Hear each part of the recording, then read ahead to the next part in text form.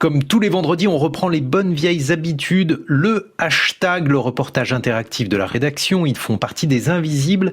Les personnes handicapées ont du mal à faire entendre leur voix et c'est particulièrement criant lors de cette crise sanitaire. Or, ils sont 10 millions en France en situation de handicap physique ou mental ou sensoriel. Nous avons voulu leur donner la parole ainsi qu'à leurs proches et à ceux qui les accompagnent. Témoignages recueillis par Anne-Laure Jumet. C'est un cri, celui de Céline Martinez, maman de William, 11 ans, atteint d'une maladie rare qui le rend invalide à 80% et occasionne des obsessions. L'Institut médico-éducatif dans lequel est accueilli son fils est fermé depuis le confinement. Elle doit donc s'en occuper jour et nuit, 24 heures sur 24. Épuisée, elle se sent totalement abandonnée par les pouvoirs publics. Ce confinement a tout réduit à néant. Là, au bout d'un mois, je suis extrêmement fatiguée parce que mon enfant est en perte de repère, qu'il n'a pas d'activité. J'ai réussi à emmener pendant un mois, lui faire la classe et l'emmener comme je pouvais un petit peu partout. Mais aujourd'hui, j'ai mes forces qui m'abandonnent. J'aurais bien aimé que M. Macron évoque la très très très grande problématique des aidants qui s'est cristallisée de façon flamboyante avec cette crise du coronavirus. Plus que jamais, nous sommes cette armée silencieuse qui continuons de faire sans rien dans les mains. Extrait d'une vidéo que vous retrouverez en longueur sur le site de France Culture. Alors les centres accueillant des personnes handicapées, mentales ou physiques, et qui ont dû fermer leurs portes, se préparent à la réouverture, mais tout n'est pas encore au point, notamment pour ce qui est du nombre de masques disponibles. Cette crise met aussi bien sûr en lumière les problématiques du travail, alors qu'en temps normal, le taux de chômage des personnes handicapées est déjà 2 fois plus élevé que la moyenne. Inquiétude notamment dans les établissements adaptés qui emploient 80% de travailleurs handicapés. Faute de commandes, la majorité des effectifs a été placée en chômage partiel et il y a beaucoup d'incertitudes pour l'avenir. Dans l'intervalle, un joli projet, une nouvelle chaîne de production pour fabriquer des masques.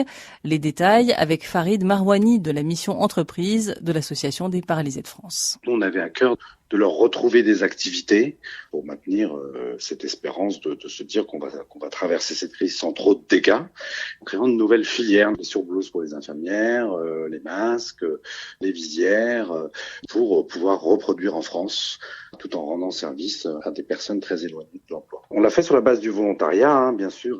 Ils ont tous été volontaires et évidemment enthousiastes. Et en plus, quand même, il y a une super fierté à se dire qu'on est très utile en ce moment pour à la fois tous les Français et à la fois les personnels soignants. Alors le travail, c'est aussi le télétravail pour ceux qui le peuvent. Des adaptations sont parfois nécessaires. Vous le lirez sur notre site avec le témoignage d'Hakim Kasmi, une voix que vous connaissez bien, journaliste au service économique de France Culture et non-voyant.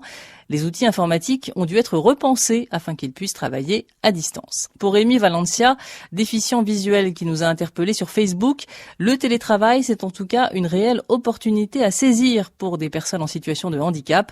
Nous nous sommes parlé par vidéo interposée avec également en ligne son amie Mathilde, atteinte, elle, d'un handicap moteur. Il y a besoin d'être dans une entreprise pour le lien social. On le voit, c'est fondamental. Mais on voit aussi que, par exemple, sur des handicaps, je pense par exemple à toi, Mathilde, qui a quelquefois une fatigue ou besoin de séances de kiné, que c'est tout à fait possible aussi de faire du télétravail. On a là un outil qui peut aussi nous servir.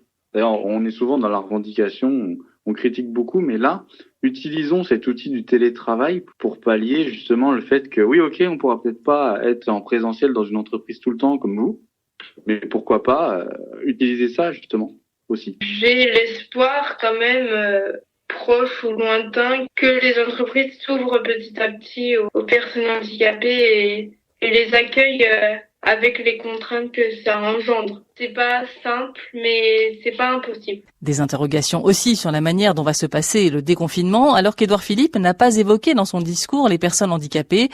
Allez voir d'ailleurs la page Facebook de la secrétaire d'État en charge des personnes handicapées, Sophie Cluzel. Cet oubli du Premier ministre a déclenché une vague d'indignation des intéressés et de leurs proches.